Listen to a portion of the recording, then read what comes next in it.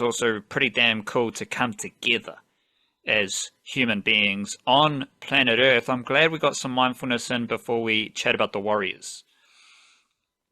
Well, there's a lot to be said about the Warriors, maybe not so much the team, having like overcoming the separateness. I think there's a little bit of separateness in some of their, not intentionally, but in some of their play. But there's not a lot of separateness in the crowd at Mount Smart, and there probably won't be this weekend at Shaun Johnson Stadium. That's, if there's one overwhelming positive to take from the Warriors season, it's just been how incredible the fans have been throughout at that Mount Smart experience.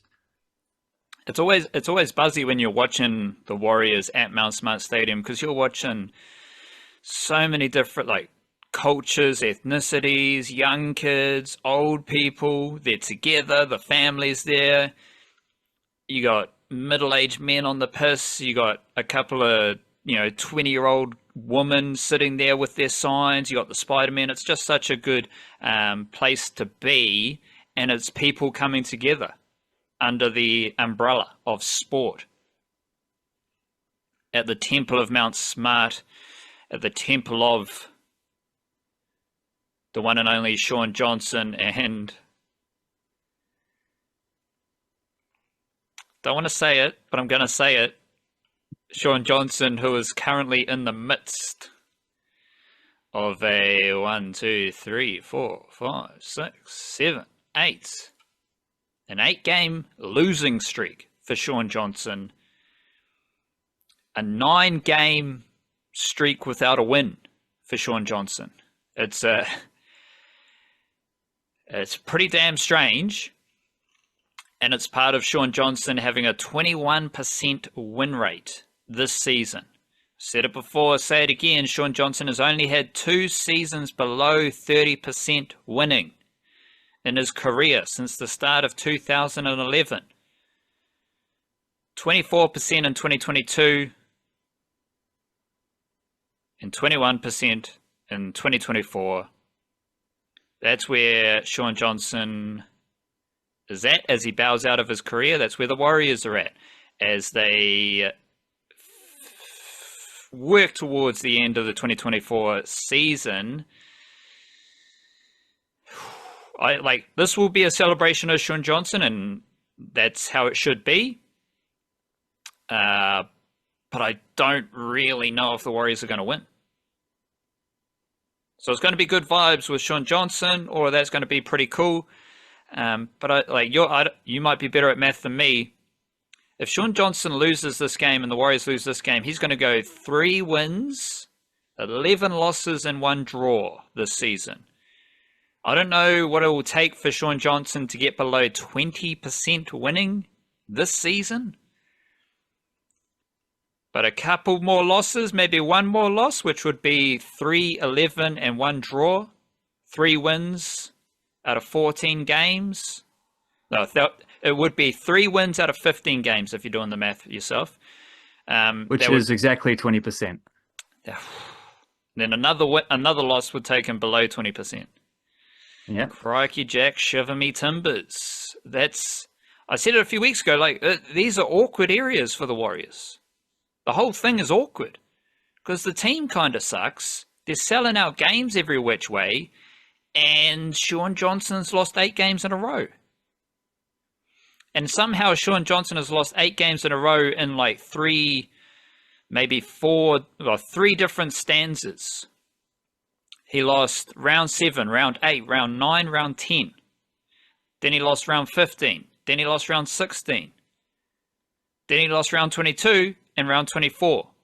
So Shaun Johnson has lost 8 games in a row, but in 3 different sections of the season. It's awkward. It's weird. It's goofy. And I'm going to add to it by saying that the Warriors went 0-3 against the Manly Sea Eagles last weekend. They lost in the NRL. They lost in New South Wales Cup. They lost in Jersey Flegg. That's not good. But it's not as bad as going 0-6 against the Bulldogs, which is a real possibility. It's a very real possibility that this weekend, The Warriors lose all 3 games to the Bulldogs. We've got New South Wales Cup as the curtain raiser to the NRL game. Then the Jersey Flegg lads are playing on Saturday. What happened the last time the Bulldogs and the Warriors met in all 3 grades? Well, obviously the Warriors went 0-3. So if we go back, that was the golden pointer in the NRL, which the Warriors lost. New South Wales Cup Warriors lost 46-16. And the Jersey Flegg Warriors lost 30-6. The New South Wales Cup Warriors, they'll be playing at home. They might be able to rally. They are 4th. Bulldogs are 5th. So that's the same with the Sea Eagles game day club battle. The New South Wales Cup Warriors were the best chance of a win. They didn't get the win. This weekend against the Bulldogs, they're the best chance of getting the win. We'll see what happens. Jersey Flegg, the Bulldogs are 2nd, the Warriors are 12th. So again, we're in celebration of Shaun Johnson. Shaun Johnson's got the lowest winning percentage of his career. He's lost 8 games in a row. That's awkward. That's weird. The Warriors went 0-3 against the Sea Eagles last weekend, and they went 0-3 against the Bulldogs a couple weeks ago. We could show up on Monday, and I'll be writing my newsletter writing how the Warriors went 0-6 against the Bulldogs this season. That hopefully doesn't happen. Hopefully Shaun Johnson wins. Hopefully everything's positive and we're rocking and rolling. But this is the reality of where the Warriors are at. And I don't know, like I've done a lot of learning, a lot of growing over the course of this season, and had a little giggle at the Bulldogs last season. Cameron Ciraldo versus Andrew Webster. But I mean, the proof is in the pudding. If the Warriors go 0-6 against the Bulldogs, that would be neck level. But the fact that they went 0-3 against the Bulldogs a few weeks ago, then went 0-3 against the Sea Eagles, like that's bad enough. It's interesting times for the Warriors, and this is like the dilemma, the battle I'm having in my noggin. Because my perception, similar to New Zealand cricket, because my perception, my read on New Zealand cricket as an organisation is very strong, very healthy. The White Ferns suck though, and the Black Caps have gone backwards. So I am positive about the health of New Zealand cricket. I am less positive about the winning loss, the competitive juice of the Black Caps and the White Ferns. I am positive about the state of the Warriors right now and moving forward for the next few years. But that's working against winning and losing.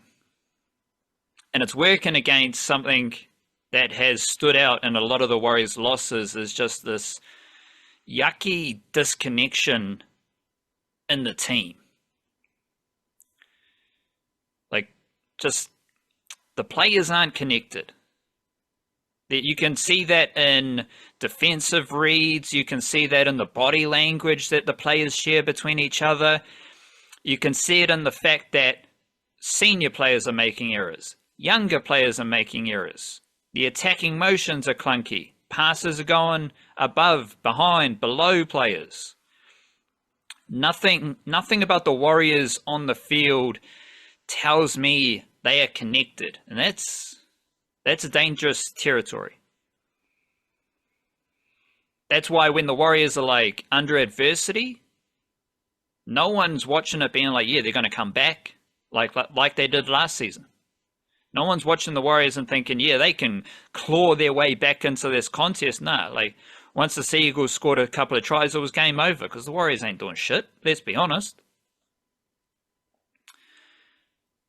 This is also evident in, this is purely vibe. This is purely me watching games and thinking back, and the feeling I have when the Warriors score a try.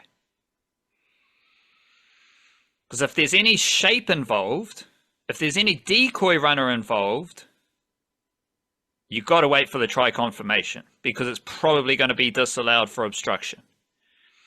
To me, it feels like the Warriors have a disallowed try due to obstruction every game. I reckon the average might be 0.8, 0.9.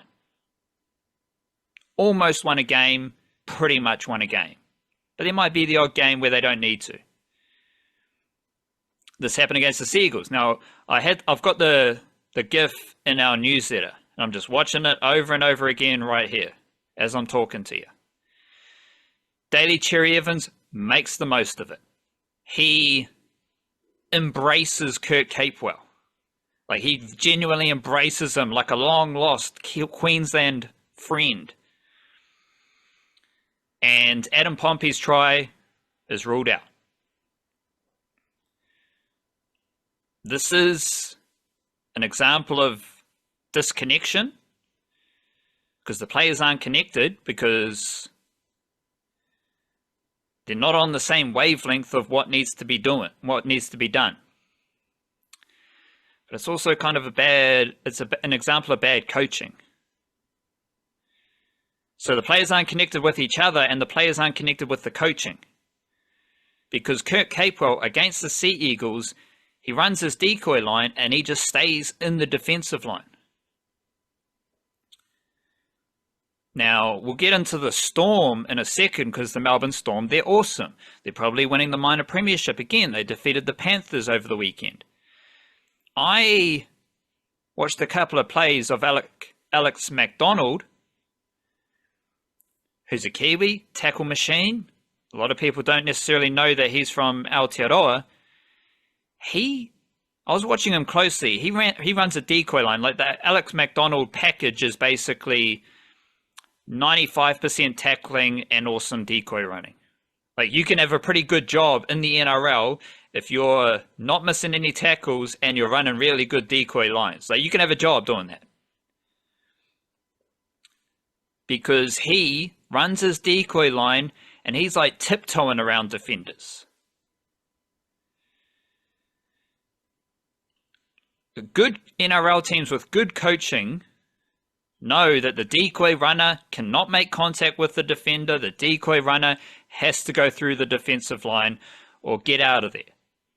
The Warriors, there's always contact. The decoy runner always stays in the defensive line. And regardless of whether you think the opposition is milking it or they're Hollywooding the situation, acting, the onus is on the attacker to get out of there, to run through the line or just withdraw.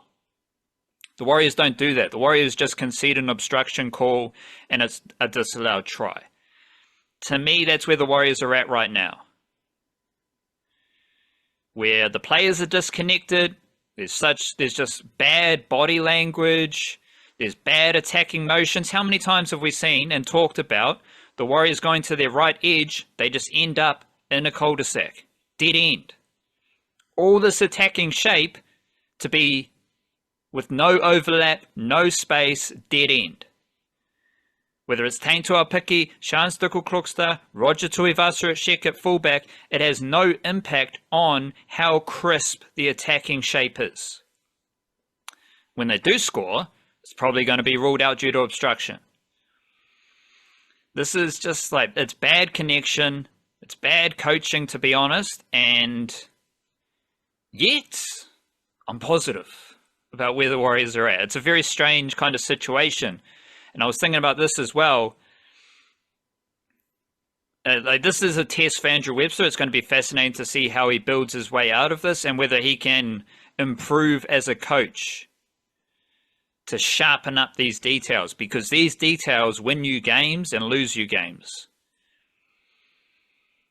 But the two Andys have building a system, and I was thinking back to what I was maybe talking about on the subscriber podcast on Thursday, and the two Andys, what I was thinking about was the Warrior. I'm positive about the Warriors, A, because James Fisher-Harris is coming next season, And if anyone can sort out a team, it's going to be someone like James Fisher-Harris, purely based on mana. I'm not necessarily, I don't think there's a player at the Warriors right now who has that kind of grizzly, gritty mana, or has half as much grizzly, gritty mana as James Fisher-Harris. So I think that's going to help. But I also am very optimistic and positive about the talent that the Warriors have.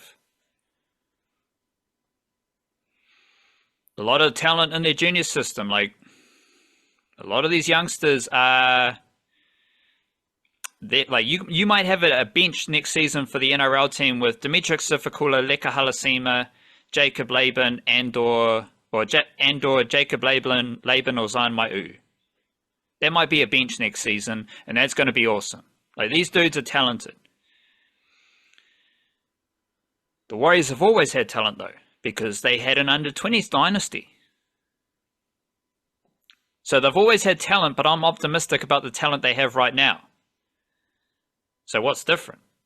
Well, under-20 success never any connection between under-20 success and NRL success for the Warriors. So I think 2011 they made a couple grand finals, under-20s grand final, but the under-20s grand final didn't lead to 2 more years of NRL success. No, the 2012 they weren't that good. So the success of the under-20s team didn't flow into NRL success year on year. And yet I'm here now positive about the talent that the Warriors have right now. So then I'm thinking, well, what is actually different? Well, there's a lot more talent because they got more teams. So you got more competition for spots, which should increase the talent they have pushing for NRL selection. Because if Ali Leotawa doesn't develop to an NRL standard quick enough, Moala Graham Telfer's on his heels. And if those two don't cash in on the NRL opportunities, Motu Pascal is there, Co Kelly's there. If Leka Halasima, Sifikula, Mai'uu, Laban, if they don't develop right away, if they don't take their opportunities in the NRL and step up after a summer training period, well, then you're getting into the Toby Crosby talent bracket. And anyone seen Crosby score tries, that dude's got some talent. So I think there's more competition, and I think there's better coaching, which is a bit disjointed because the thing I'm talking about the Warriors right now is coaching details and connection. But when you think about the Warriors previously, you've got Andrew Webster, Andrew McFadden, who were at the Warriors before they returned to the Warriors last season, or at the end of 2022. So they saw what was happening with the under-20s team, and now the coaching, they are outlining this is how the Warriors are going to play their football across New South Wales Cup, under-21s, under-19s, and under-17s. So the talent of the crop right now, it's the same levels of talent they had throughout their successful under-20s period. But right now, and leading into next season, they got a lot more talent, more players, more teams, and each one of those teams, well, across all of those teams, there's coaching alignment. And I think those two things are what keep me positive about the direction the Warriors are moving in. But all of that's happening as the Warriors went 0-3 against the Manly Sea Eagles and are chasing or moving towards a weekend in which they might go 0-6 against the Bulldogs in the celebration of Sean Johnson. It's a very strange dynamic. I don't necessarily understand it myself, and I'm talking through it. And as I'm talking through it, I am battling to understand this whole concept myself. So I don't expect you or the listener to really understand it, because I don't even understand it. But it's this idea where I'm positive about the Warriors' bigger picture for the reasons I just said. But that works directly against like the reality of where the Warriors are at right now.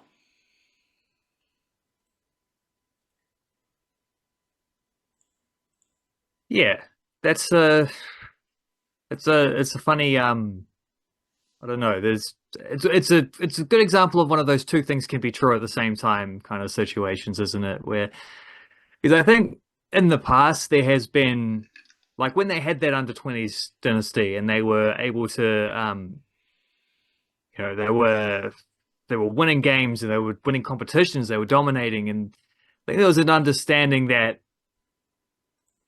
that wasn't the best pathway necessarily for those players, is to have them just dominate there against players their own age where actually they're not being challenged enough. And they're not being challenged enough, they find themselves ahead of the curve at that age and then 2 years later behind the curve. And one Sorry, of the can I things that you have, just yeah, because go. you said that, that's a very good point. Because when I think about it, on Twitter, in the newsletter, on the website, thenichecache.com, I'm always highlighting how many under 21s there are in the New South Wales Cup team. Yeah, exactly what I was going to say is So this you've has got been something you've been on all season, is there is this, the best players at under 20s aren't necessarily playing under 20s. exactly. Whereas during the under 20s dynasty, the best under 20s players were playing under 20s. They weren't playing New South Wales Cup. Whereas now, the under 21s team is full of under 19 lads, and the best 19-year-old, 20-year-olds are playing New South Wales Cup. Dimitri Sifakula is 20 years old playing NRL. But he's doing that because he returned from injury and he had like 10 games of New South Wales Cup before he got the opportunity against the Dolphins. So it's a good point, because in the past, the best under 20 dudes were playing under 20s.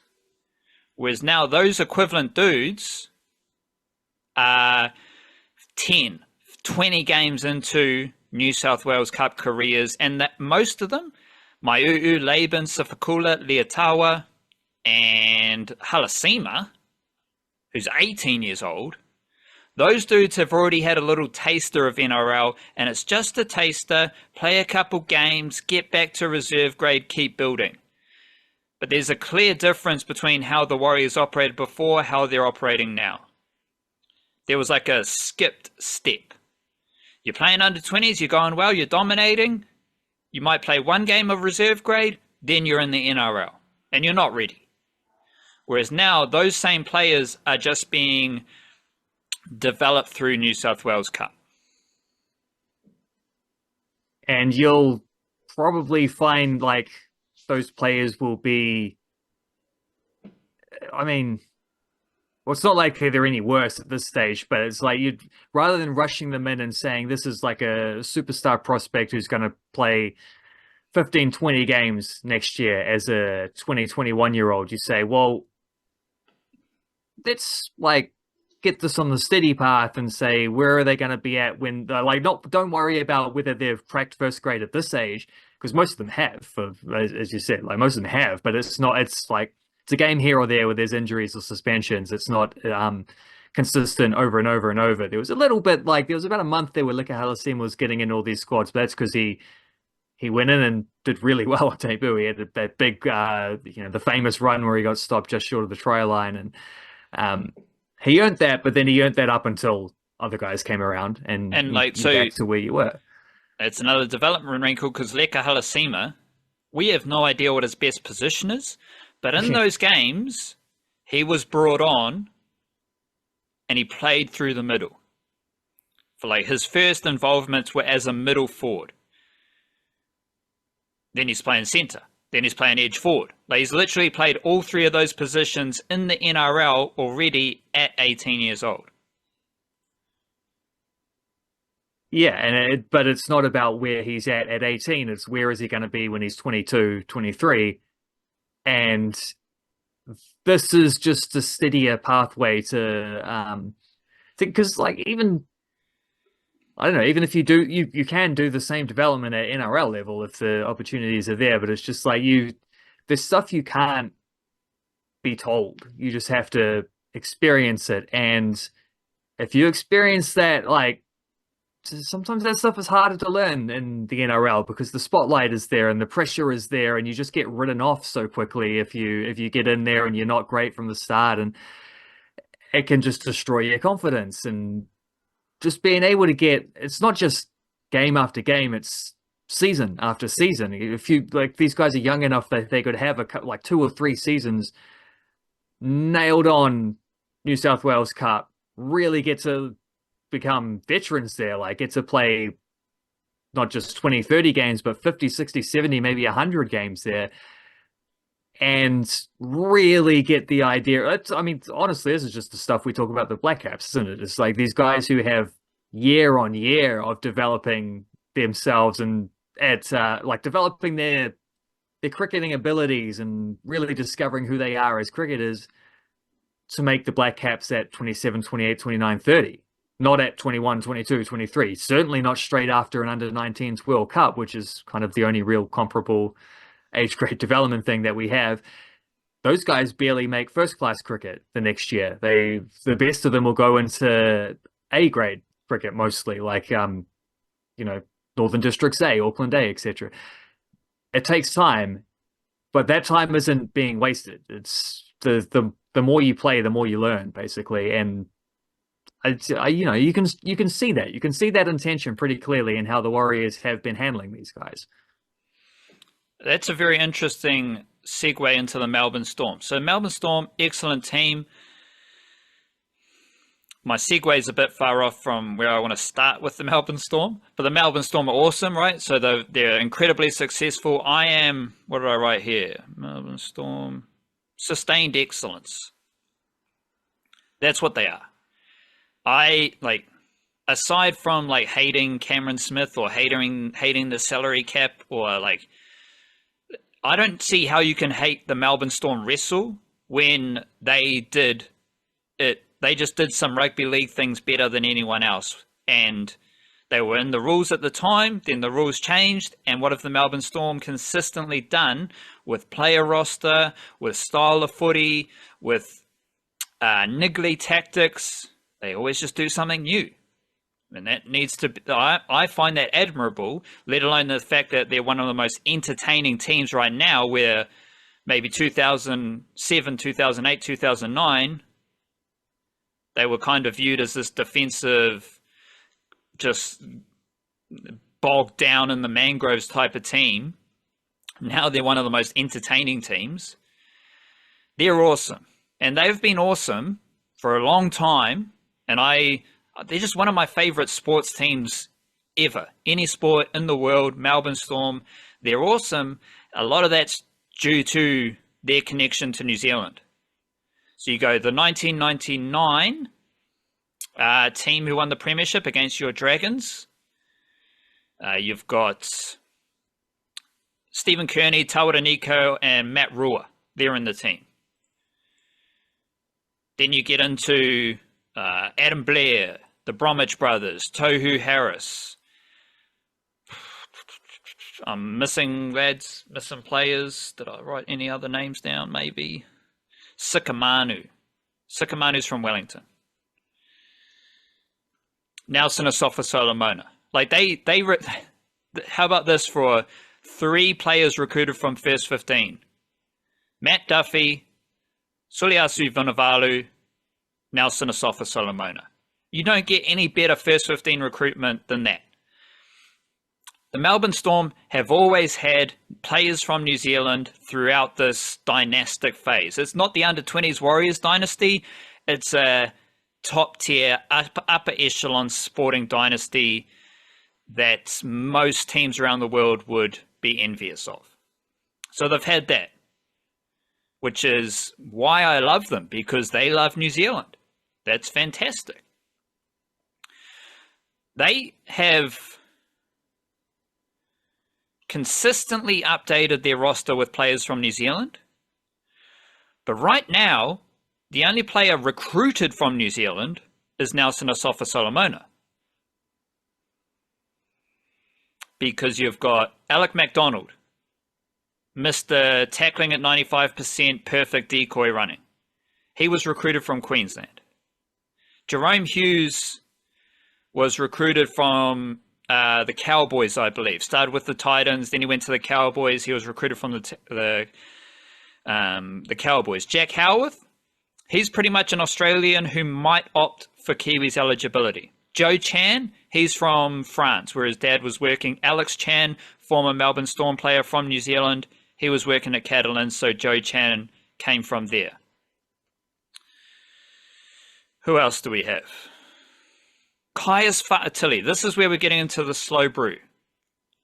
Well, hold a second, because the Melbourne Storm, they've got three main dudes in their Jersey Flegg team from Aotearoa. They got Casey Newton-Whare, who's from Christchurch. They got Josiah Ekihard Nelly, who's from Christchurch, and they have Braden C.U. Easthope, who's from Auckland, Otahuhu Jr. But they were all recruited from Queensland. They were playing like under 18s or school footy in Queensland from Aotearoa. So when you go through like most of the list, Kaius Fa'atili, he's from Christchurch, but he was playing Queensland Cup footy before he joined the Storm. Feel like I'm missing someone like Iliasa Katoa. He's from Tonga, but he went to Tamaki College, so he's got a link to Aotearoa there. But he was recruited from the Warriors, not necessarily junior footy in Aotearoa. Will Warbrick, he's from Kawerau, but the Melbourne Storm recruited him from Sevens Rugby. So, like, they've got a lot of Kiwi NRL players, but Asafa Solomona is the main one right now who was recruited from Aotearoa. But on Thursday, we were talking about the Warriors' development process, and we touched on it just before. They are operating more like the Panthers and more like the Storm in the slow development process. There is a dude, Lazarus Va'alepu, who I believe is he might be from Sydney. He is massive, and he's played a couple NRL games this season.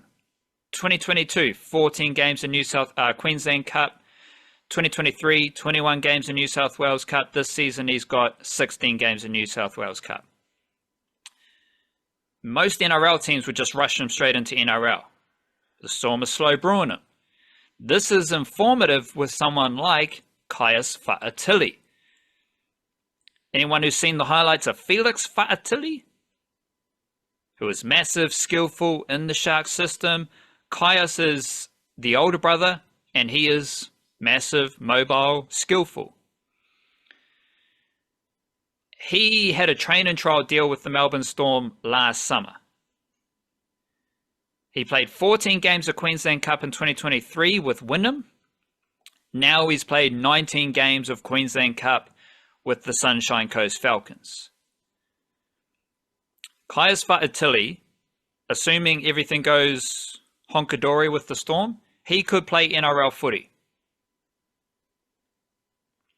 But like Will Warbrick, who spent a whole season with the Sunshine Coast Falcons, like what I was saying with Lazarus Va'alepu, Kaius Fa'atili is just developing in Queensland Cup, and he might appear for an NRL debut next season.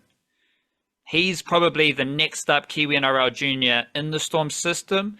Then they've got the three dudes in Jersey Flegg, Fa'atili, Casey Newton-Whare, Josiah Ekihard Nelly. They're all from Christchurch as well. We had a couple more NRLW debuts with Tenika Willison playing on the wing for the Knights. She's from the Blackburn Sevens team, joins Tyler King and Stacey Waaka and playing at the Olympics, now playing NRLW. Tenika Willison also has connections to Taharoa and the Western Waikato area, the hot pocket where Xavier Willison, Taintua Piki, and Te Martin are also from, so that was cool. And there was also a debut for Matekino Kahukotu-Gray, who made her debut with the Gold Coast Titans. She is from Rotorua, and The information I could find was that she was playing for the Rotorua Girls First 15 a few years ago. Then she moved to Queensland. I think she went to Marsden State High School, and she played her way into the Gold Coast Titans NRLW squad. So a couple more NRLWahine in the mix. The Broncos won again with Stacey Waaka in the team. And Stacey Waaka she scored 2 tries. She also had a try assist, I believe. She scored, 2 tries, but she also had a try assist. So one of the tries and the try assist came from her aerial ability, which is a funky wrinkle for Stacey Waaka. Coming from Blackfern Sevens, and then you're on the wing in the NRLW where they're kicking to you all the time. So Stacey Waaka showed some good development week to week there. She's now played 2 games, 2 tries, 2 line breaks, 13 tackle breaks, and 159 meters per game, 8 tackles at 100%. So she's got some pretty good tackling for a winger. The Broncos won that game against the Raiders with Melehofunga, Gail Broughton, Stacey Waaka, Tafito Lafayette and Lavinia Gould in their team. And the Cronulla Sharks also had a win. So the Broncos defeated the Raiders. We know the Raiders have a lot of NRLWahine. Api Nichols, Shael Robbins-Retty, Mackenzie Wiki, Madison Bartlett, Kere Haratina Matua. So that's a big NRLWahine team. And there was also the Cronulla Sharks defeating the Knights. This was an interesting game because both teams have some strong NRLWahine in their teams. The Knights, they had Tenika Willison on the wing, Shanice Parker, Abigail Roach as the centres, Lyshawn Albert-Jones at edge forward, Nita Maynard coming off the bench, and Grace Kukutai, another player from Rugby Union in Aotearoa. She came off the bench as well. But the Sharks won that game. The Sharks are undefeated. They're the only undefeated team in NRLW so far. I think they're 4-0. And they're the best team with Anessa Biddle currently first for post-contact meters, which would put her pretty far up the run meters. Let's check in with that. Anessa Biddle is 5th for run meters. And some other excellent NRLWahine stat stuff. We've got line breaks. Melehofunga's 2nd. Mackenzie Wiki is 6th. Tackle breaks. Melehofunga's 2nd. Once again, Mackenzie Wiki is 8th. Offloads. Amber Hall. Amber Hall's another cool wrinkle because she's come back from injury and she is in dominant form for the Sydney Roosters. So, well, how about this? Alexis Taueniai, she's first for offloads with 10. Amber Hall is 2nd on 9. But I forgot about the Roosters there because the Roosters had Amber Hall coming back into their team. She scored 2 tries. She's unstoppable near the defensive line. But they also had Tiana Davison playing her first game, sister of Carlin Davison, basketball extraordinaire. And she just quietly made 23 tackles without a missed tackle. So it's good for her. She made her Kiwi Ferns debut last year. And let's check in with the top tacklers because Georgia Hale's always at the top of that chart. Updating it. Georgia Hale, 210 tackles. She is the only player in NRLW with more than 150 tackles. And then we've got Alexis Taueniai on 144 tackles. So pretty dominant stuff from the New Zealand woman in NRLW. So say that again. Georgia Hale is like 60 tackles ahead of 2nd place. Yeah, but that's normal. Because it's normal that she's that far ahead. So how about this? She's made 210 tackles at 97.2% efficiency. But if we go to last season, Georgia Hale, she made 501 tackles.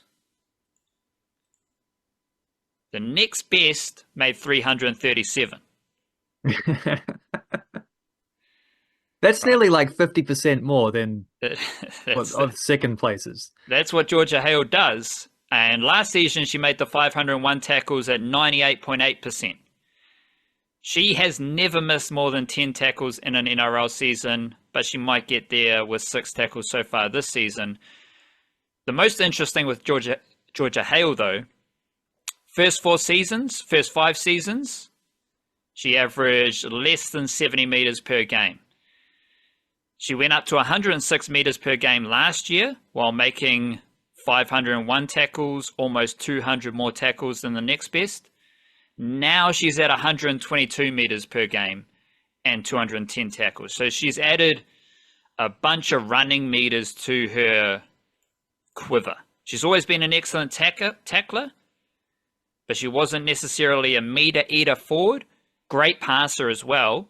Now she's adding the running meters to her mahi this season with the Gold Coast Titans. Gold Coast Titans 2-2. So the best teams, we got the Sharks 4-0, Roosters are 3-1. So shout out to them. Broncos have won a couple of games with Stacey Waaka and Gail Broughton in the team.